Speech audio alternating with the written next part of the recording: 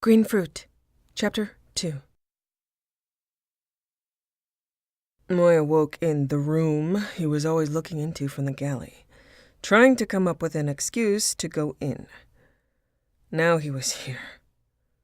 Whatever she'd done and whatever had happened, it didn't hurt. He opened his eyes and looked around.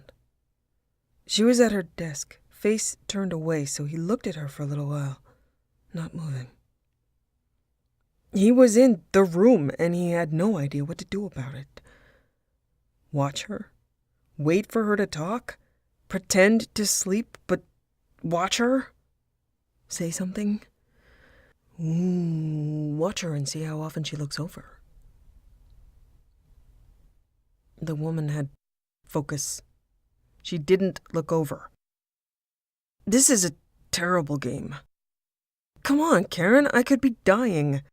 Quietly. I am dying quietly. He could have sworn that he was good with people until her. Then he became terrible at people, babbling or sitting in the room and watching her. I'm not in pain. I can't say I am. More drugs equals stupid loopy. I'm clearly stupid loopy enough. So he said, "It's really dumb.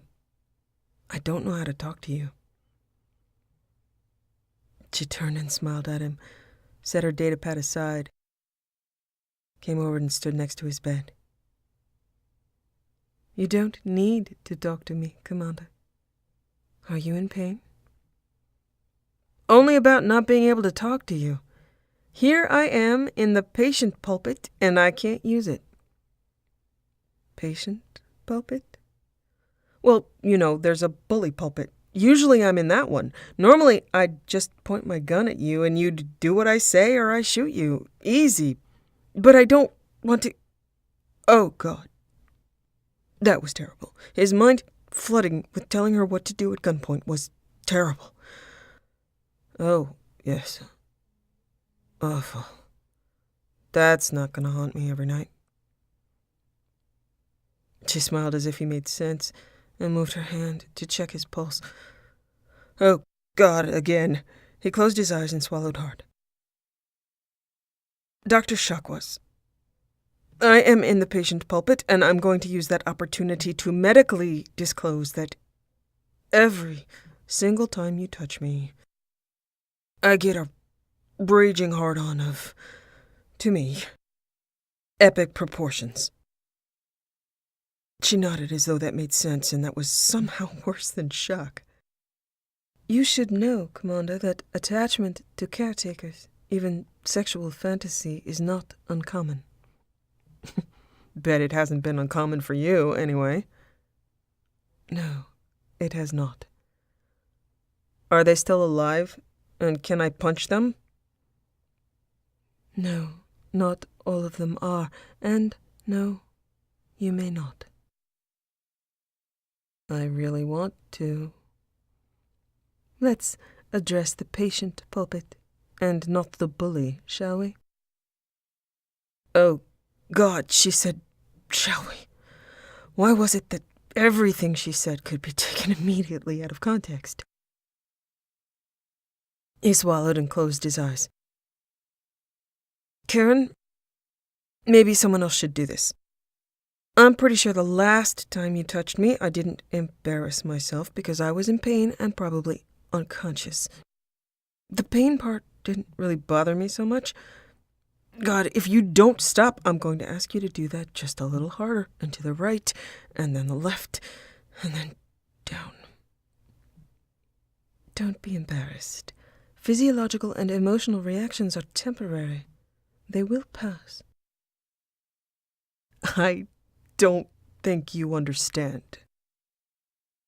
"I believe I do." No. You really don't. Physiological and emotional reactions of this, caliber haven't happened to me before, don't last for a year, and don't seem to have any chance of stopping. Ugh. He grabbed her hand and sat up, a little dizzy but intent on conveying caliber. Have dinner with me. What? I am not going to continue a conversation about reactions in detail without getting out of this bed and walking somewhere on my own 2 feet to a location where, in theory, I'm not a total idiot. Have dinner with me and stop doing that right now. Then he thought, or I swear I will find a gun and ask you with a lot of caliber to say, shall we? She looked at him very closely. There are rules about fraternization. His heart squeezed, held itself suspended until it started hammering double time. That was not no. He lightened his grip on her hand but didn't let go. Karin, I stole an entire ship. A big one. They noticed. I think they know I break rules. I'm a specter. I can do that. But I can't. You can if I say you can? I think that's how this should work. That's how this should work. I've decided. That's definitely how it works. On this ship. My ship. Commander. Not Commander. I can't stand that. Yeah, sure, it's fine when other people do it, but not you. I mean, maybe later, but that's after dinner? God, I hope. Please. I've kind of got a combo of gun pointed at you metaphorically and having absolutely no dignity left to be lost. From whatever pulpit. Karin, have dinner with me. And I will let you do your job if you ignore the gun. Until after dinner. And call me Moya. Everyone else calls you Moya. Perhaps I can call you Cherie? He'd never appreciated his name until now. Heat flushed under his skin. He impulsively put his other hand on the back of her neck and pulled her forward. His eyes closed and their foreheads pressed together while he breathed her in. Yes. That. Please, that. How long have you been holding that one in your head? I don't believe I need to answer that. You are lovely, and how long am I going to be in here? 2 more days at least. I don't mean galley dinner. I mean a restaurant. What do you like? He didn't even consider letting her go, head or hand, until she said yes, or sedated him. I know a few places on the Citadel.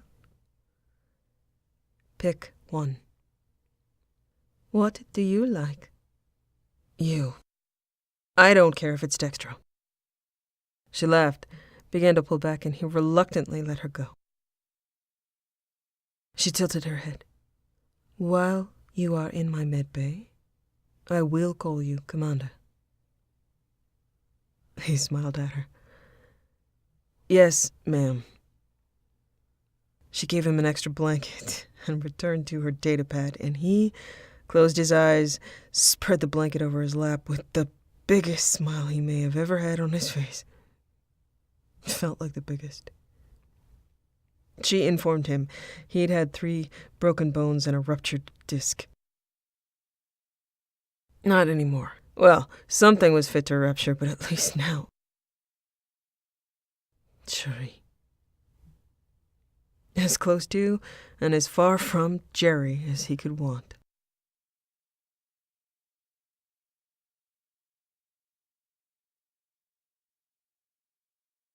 He behaved, mostly, for those 2 days and did no yanking of her person.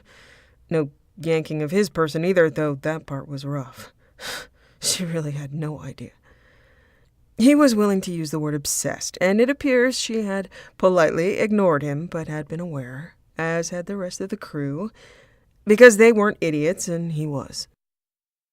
But she said yes to dinner, and he was going to celebrate by not being an idiot for a bit, just someone with a questionably goofy smile and a tendency to have things in his lap. Things he wanted to replace with a person. She thought it was a crush that would pass. Of course she did. He could imagine in her career how many men and women had moved through her medbays, leaving with extra symptoms. He did have to clear off the Normandy, relocate to the Citadel until they straightened out this whole stolen ship thing. To his surprise, she didn't file charges. She was going to dinner with him. He was possibly the luckiest man in existence. He arranged for a suit. These were not things he was usually in, but he wanted to look good. And he did. According to many people, he was a very handsome man, so he was grateful the suit propped up that impression. He got a very expensive haircut where thick waves of black hair were admired and carefully sheared to create a sculpted effect he ruined after leaving by running his hand through his hair because it didn't feel right when it couldn't breathe. Then he took a shower to get the gunk out of it because, yes, he wanted to look good, but he was not that committed to hair perfection, and he ran his hands through it so often that he was afraid of leaving tracks. Ready to go. He looked good. Black suit to match his hair, tungsten fittings to go with his gray eyes.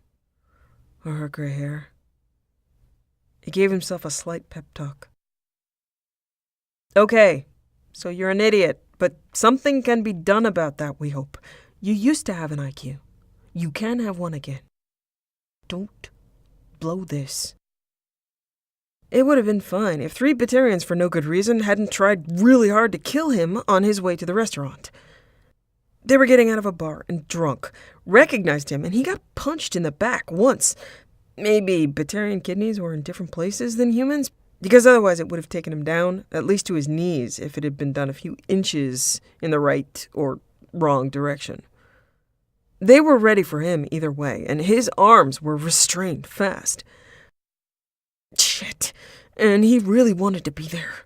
On time. Not bleeding. And alive. Why do you guys have this specific timing? The Batarian not holding him got in a gut punch, but restraining Moya's arms was not much in the way of restraint. He really wanted to protect his jacket, though. Feet were fine. He slammed a foot down on the Batarian's foot on his left side. Well, his boot hadn't looked that hard. Moya hurt his foot, but he did manage an angled follow-up kick to the point above his boot, a nice, satisfying crack. One not down, but definitely angry. Moya aimed at a headbutt, going for hair, which would bounce back better, and not his forehead, to the Batarian in front of him winding up for another hit, but he didn't have the reach for it, and the Batarian wasn't leaning forward. The guy on his left let go of his arm, though, because drunk, and ow. You guys should really just let me go. I'm busy. I'm going to be late. I don't want to be late. I'll buy you a drink? Growling was the only answer. Seriously? Not even alcohol? He swung his left elbow back into the Batarian's gut, and he was extra special down and angry, then reversed the direction of his arm and got the Batarian in front of him with a punch to what was supposed to be his nose, but he moved, and I was fine. The guy on the right swung in and around, and Moya took a hit to his eye as well. Oh, really? He was still more irritated than angry. No guns, no knives, mostly drunken incompetence, and now limited vision on the left side. C-Sec must have been stationed near. The Batarians were hauled up by Taurians in imposing armor. After the scuffle, they told him, "You need to come to the station, file a complaint." Oh, hell no. He looked down, torn sleeve, eye partly closing. Officially must. "Sir, please." "No, I have somewhere to be. I am a Spectre." He hauled out his Omni-tool and granted codes. "Find me later if this seems too difficult to figure out. These guys are drunk and stupid. They are not my problem. Lots of people want to kill me. Check with Garrus Vicarian. He'll back me up. I have to go. You guys have cameras everywhere. I'm sure you can figure out this mystery." There were only 2 C-Sec agents and 3 Batarians, so they had not many choices in letting Moya walk away. He very calmly walked the short way to the restaurant, drawing gasps and stares. Well, he was Shepard. He's used to that, right? Fuck. She was seated, he was late, and she was beautiful, in a silver dress. Lovely green eyes turned to look at him. He sat, trying to keep his sleeve from flapping, ended up tearing it off. He smiled at her and told her, "Batarians. I see. I'm sorry I'm late. That eye needs to be addressed. No. Appetizers. Appetizers need to be addressed. Damn it, come on. You're a doctor. You're used to this sort of thing." "Not over canapes." "Did you just politely tell me I ruined your appetite?" "Cherie, you are bleeding. A great deal." He leaned forward. "Fine. When you call me that, I will do anything you say. We'll take a car to the clinic." "I'm not standing up until you promise me another dinner. And that time, even if I'm bleeding, we're eating." "I will defer dinner. I will never allow you to bleed over food." "Tell me what you won't allow, Karin. Tell me all of it." He was smiling, and she smiled back. He stood up, offered her his non-destroyed suit sleeve, and she linked her arm through his. They walked out to cameras snapping, and he thought scattered clapping, which made him smile. "I bet I look disreputable. That's not necessarily a bad thing." "No, in your case, it is not." "Oh, thank God." "Can you still see through that eye?" "Barely." "Allow me to drive. Who attacked you?" "Ah, damn. I should have thought of a cool story. Wouldn't it be great if I saved a Varan puppy from galactic Varan puppy traders? Instead of drunken Batarians seeing an opportunity to destroy formal wear?" "Your laugh does things to me. And your remaining formal wear is impressive, despite the absence of Varan puppies.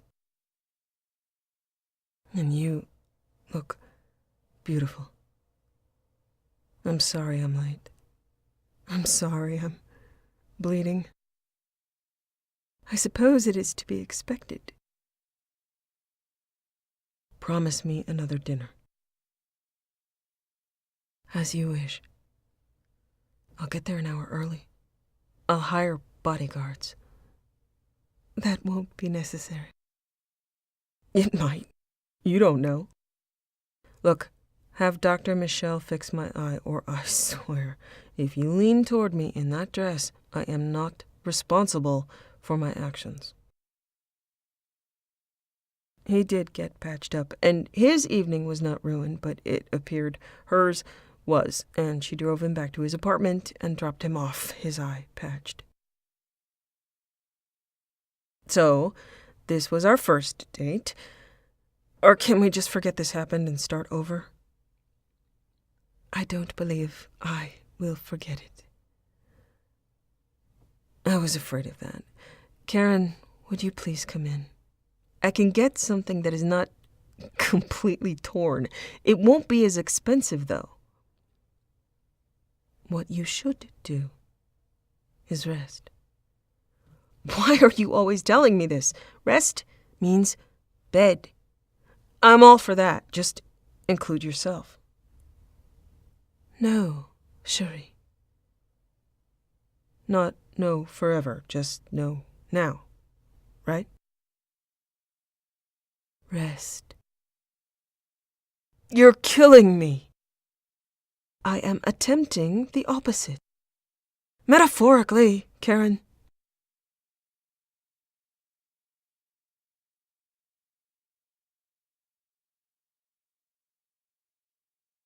Unfortunately, their schedules didn't mesh until it was time for the Normandy to take off again. He was at hearings and managing revamps on the ship, and she was called away from the Citadel briefly to address a plague at colony, and he worried. He still wasn't in close communication with her day to day, though he wanted to be. He just thought he was better at a distance because he was an idiot.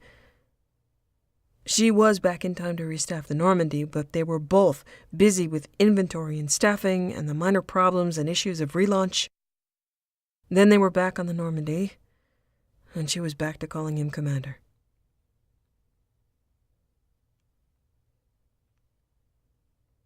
He tried to pry her out of her medbay. What is it with this room? I can't get you out of it, and it seems to have magical powers. Just medical powers, Commander. Here is my domain. Every other room on the ship is yours. So you're the queen, you're saying? I would prefer Empress. That's more than a queen, isn't it? I should have thought of that. Please, Empress, come out of this room. Talk to me. I can't. Not now. Sure you can. Watch. He gently closed his hand around her arm and pulled her toward the back door of the medbay, toward that room. Which he forgot was Liara's office, where Liara was. Oh, hell, he'd forgotten it wasn't just medical supplies back there, like he could rustle up a bed from cotton balls. Oops. He smiled at Liara. Karin stood with her head down and her "I am so much smarter than you" smile, which was true, but kind of mean because he couldn't kiss her. Liara looked up. Hello, Commander, and Dr. Chakwas. Can I help you? No. Look, can we pretend that I came in here and asked you how you were doing like I usually do, instead of pulling this woman in here against her will and making you both potentially terribly embarrassed? Karen's smile widened, and she left this room to go back to the room. Liara stared. Of course, Commander. Thank you, Liara. I promise not to treat your office like a storage closet. I do not know what that means. Thank God. You're okay? Need anything? Other than several explanations I am not likely to get? No. Excellent. I'll be going. He stalked back to the medbay. Well, that didn't go well. I'm sorry about the idiot thing. You're charming, Commander, and I am flattered, but adamant. All right. Adamant, Empress. Adamant is a mythical metal, isn't it? Yes, I believe so. I think it's either gray or green. Fine, I'm leaving, and if I get hurt and I'm back, I didn't do it on purpose. Maybe. There had to be a decent storage closet somewhere. There had to be. Maybe the shuttle. He could... Stop. They would make it back to the Citadel. Dinner. Don't be an ass. Try harder.